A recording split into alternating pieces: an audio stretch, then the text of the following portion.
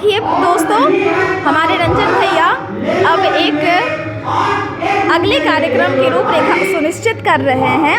मुफ्त नेत्र एवं मोतियाबिंद ऑपरेशन शिविर का हमारे यहाँ आयोजन होने वाला है यात्री ज्ञान मंदिर सिंधी के परिसर में 29 जनवरी को सुबह 9 बजे से दोपहर 2 बजे तक। देखिए ये पूरा बैनर जो है अब ये मोबाइल में चेक कर रहे हैं और इसको सोशल मीडिया पर अपलोड करके भैया हर जगह प्रचार प्रसार करेंगे। तो भैया मैं आज आपसे आग्रह कर रही हूँ कि ये वीडियो यूट्यूब पे अपलोड होगा, हमारे शहरवासी को पहले से ही पता चल जाए कि क्या होने वाला है। तो थोड़ा आप इसकी जानकारी दे दीजिए। 29 जनवरी को सिंधी गायत्री ज्ञान मंदिर में निःशुल्क नेत्र जांच शिविर लग रहा है। इसमें हमारे डॉक्टर आएंगे खरकिया आई अस्पताल से। वो यहाँ आकर के देखेंगे, यदि पहले आई चेकअप होगा और यदि ज़रूरत पड़ा तो ऑपरेशन भी होगा। ये सारे के सारे निःशुल्क है, जो हमारे गायत्री परिवार के परिजन मैनेज करेंगे और डॉक्टर हमारे आई हॉस्पिटल से आएंगे। इसी को लेकर के हम लोग अभी प्रचार प्रसार कर रहे हैं। 2 दिन तक ऑटो हम लोग लेकर घूमेंगे पूरा सिंधी क्षेत्र में, जगह जगह मोहल्ले में जाकर के प्रचार करेंगे। इस पे आकर के इस आयोजन का ज़रूर से ज़रूर लाभ उठाएं, ताकि हम लोग इतना मेहनत कर रहे हैं, किसी को कोई परेशानी होगा तो निःशुल्क आकर के इसका लाभ उठाएंगे तो हमारा आयोजन सफल होगा। जी बिल्कुल, यानी कि हमारे जो ऐसे परिजन जो थोड़े सक्षम नहीं हो पाते हैं ऑपरेशन कराने के लिए, वो यहाँ आकर जांच कर सकते हैं और संपूर्ण शहरवासी को लाभ मिलने वाला है। तो चलिए अब मैं ले चलती हूँ। हाँ, रजिस्ट्रेशन कराने के लिए आधार कार्ड या वोटर ID लेकर आना होगा। आधार कार्ड और वोटर ID कार्ड, अच्छा दोनों में से कोई एक। वोटर ID प्रूफ चाहिए, हाँ, ताकि इससे मालूम चल सके कि नंबर ऑफ पेशेंट्स कितना है। अच्छा, पेशेंट मालूम होगा तो इसके हिसाब से बैठने का व्यवस्था है। आज ये मैसेज यूट्यूब पर अपलोड हो जाएगा और उसे हम लोग अधिक से अधिक शेयर करेंगे, ताकि सभी शहरवासी जो है अच्छे से लाभ ले सके। अब मैं ले चलती हूँ प्रवचन की ओर। थोड़ा एक बार फिर से मैंने कहा था पिछले वीडियो में मैं आपको आनंद दिलवाऊंगी, तो ये सुनिए। श्रवण कुमार के तरह दीदी अगर डर करना हो तो बाहर चले जाएंगे पास कोई विशेष बात है क्या? तो क्या है कि साधना अपने जीवन को करना होगा। अगर सधेंगे तो परम पूज्य गुरुदेव कहते हैं बेटा हम तुम्हारे पग पर खड़े हैं, समय जगह जगह पर खड़े हैं, जहां चाहो वहीं मिल जाए। मिला था कि नहीं मिला था? किनको मिला था? प्रहलाद को मिला था। जब प्रहलाद को हिरण्यकशिपु के पिता बोला निकालो तुम भगवान ओम विष्णुवे नमः जब तुम करते हो नमस्ते वासुदेवाय नमः करते हो तो तुम्हारे भगवान को खोलो, कहाँ है तुम्हारे भगवान है। और जब उन्होंने जब भगवान को पुकारे तो कहां से निकल के आ गए? खंबा से निकल करके आ गए। परम पूज्य गुरुदेव सब जगह व्याप्त है, इसलिए कहा गया है हम ईश्वर को सर्वव्यापी मानकर न्यायकारी मानकर उसके अनुशासन को अपने जीवन में उतारेंगे। और जिस दिन आप सर्वव्यापी मान लेंगे परम पूज्य गुरुदेव आपके जहां भी चाहेंगे वहां मिलता हुआ चला जाएगा। भाई बहनों, यह आराधना की बात, उपासना साधना और आराधना जिस दिन हम समझ लेंगे, वह हमारा संकल्प जिस दिन कर लेंगे, उस दिन आपके पास गुरु जी साथ साथ दौड़ते हुए चले जाएंगे। इसीलिए कहा गया है कि उपासना साधना और आराधना को अपने जीवन में जहां तक बन पाए थोड़ा सा ही समय दें, लेकिन समय पूर्ण दें। और समयदान तो बार बार कह रहे बेटा तुम समयदान दो। 1 घंटे का समय दो, 24 घंटे तो जानवरों के लिए भी है और 24 घंटे मानव के लिए भी है। बताओ कहाँ मानो हम आप क्या करते हैं? हम आप तो यही करते हैं ना, सुबह से उठते हैं और कहाँ चले जाते हैं ड्यूटी में, किस लिए? पेट पूजा के लिए। और वहां से आते हैं, खाना खाते हैं, फिर क्या करते हैं? सो जाते हैं।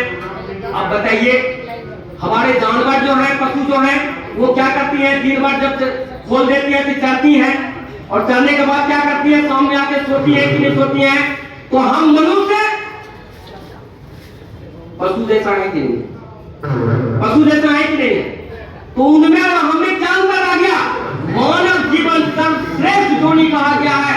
इस जीवन को अगर आप चाहें तो अपने जीवन को सार्थक खड़ा कर सकते हैं, फिर अगला जीवन जो है मनुष्य जोड़ी में प्राप्त कर सकते हैं। तो हम अनेक कभी सुनने जाएंगे क्योंकि समय हम ज्यादा नहीं लेना चाहते। कभी ऐसा मौका मिलेगा तो अनेक कहानियां ब्रह्म जी गुरुदेव अनेक कहानियां कहे हैं। तो वो जीवन को अगर सार्थक बनाना है तो ये 24 घंटे में अभी का समय जो है, अभी का समय बड़ा उस समय का समय है जिस पर भगवान राम के समय का था, भगवान कृष्ण के समय का था।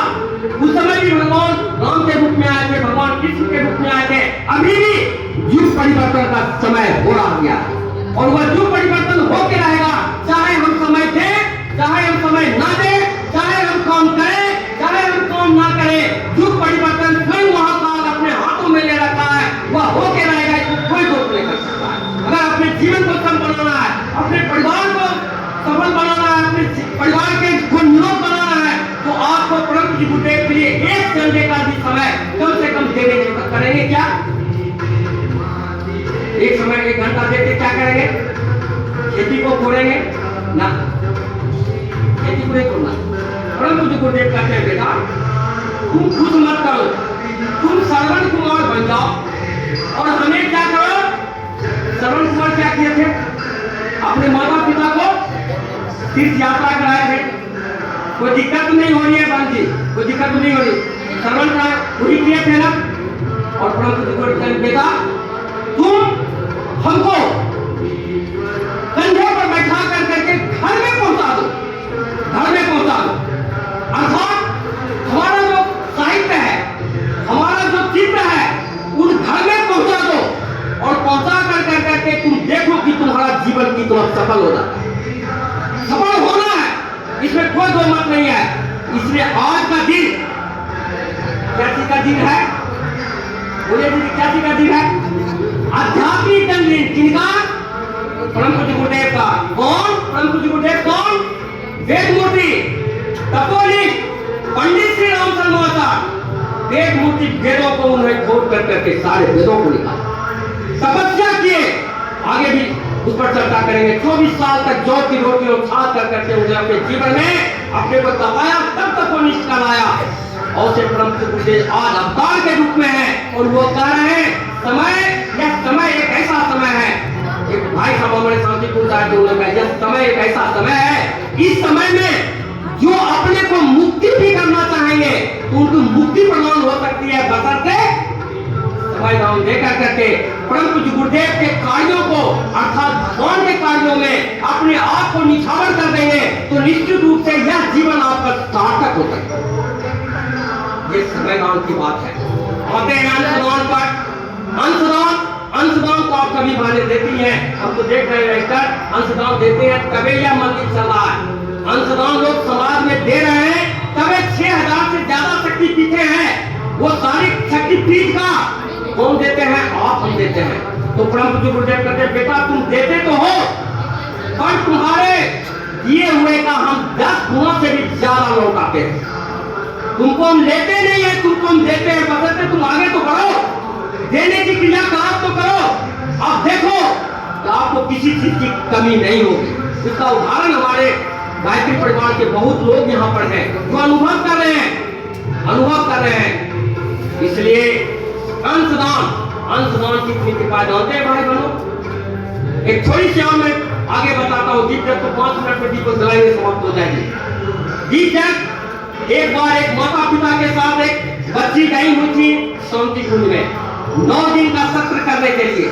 9 दिन का सत्र करने के दरमियान में वहाँ क्या होता है? यज्ञ होता है, हवन होता है, प्रवचन होता है, सारे क्रियाकलाप होते हैं। इन सारे क्रियाकलापों को उन्होंने सुन रहे थे। प्रवचन हो रहा था। एक बच्ची जो 7वां 8वां की थी, क्लास में पढ़ती थी, वो भी पिताजी के साथ बैठे हुए थे, माता पिता के साथ।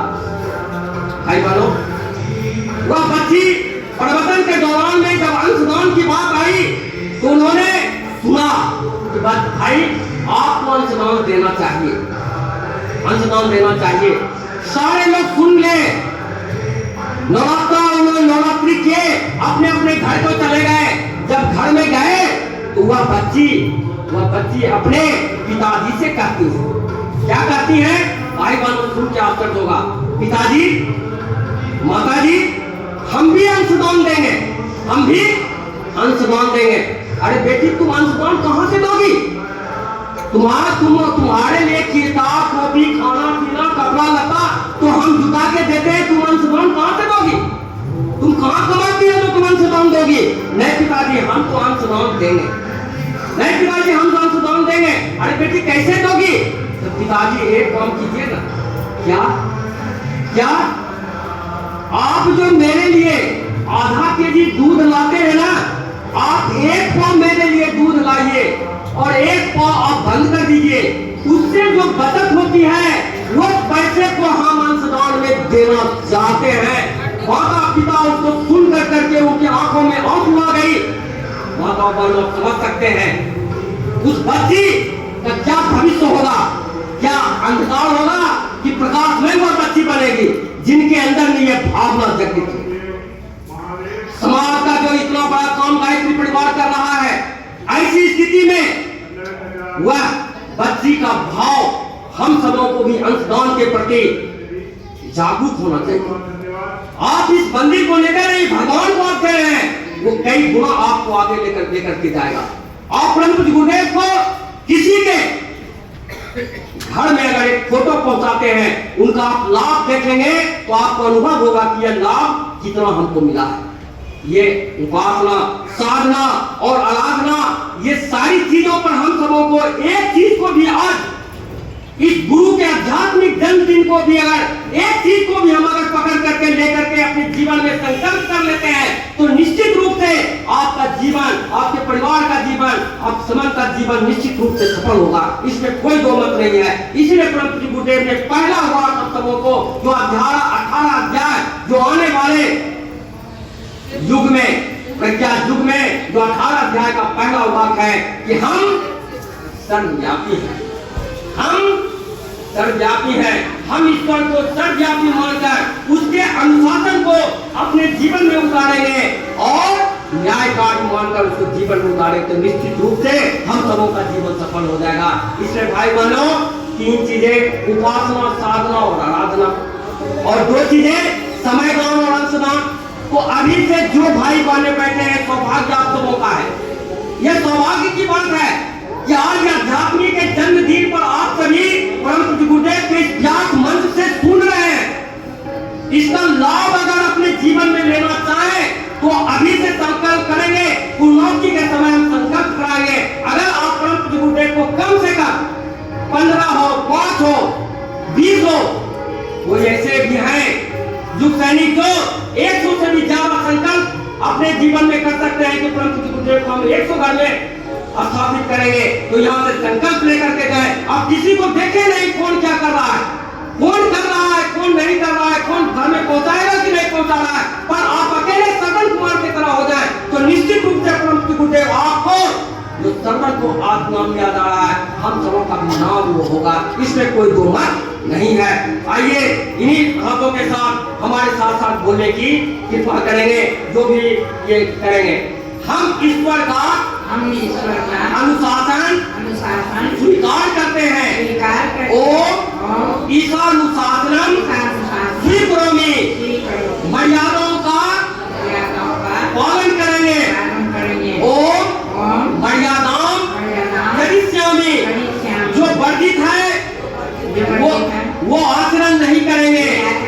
ओम वर्ज्यम नो करिष्यामि, हे महाकाल उज्जवल भविष्य की रचना के लिए अपने संकल्पों को पूरा करने के लिए हमें उपयुक्त शक्ति मनोवृत्ति तथा प्रेरणा दे। हे प्रभु, हमारे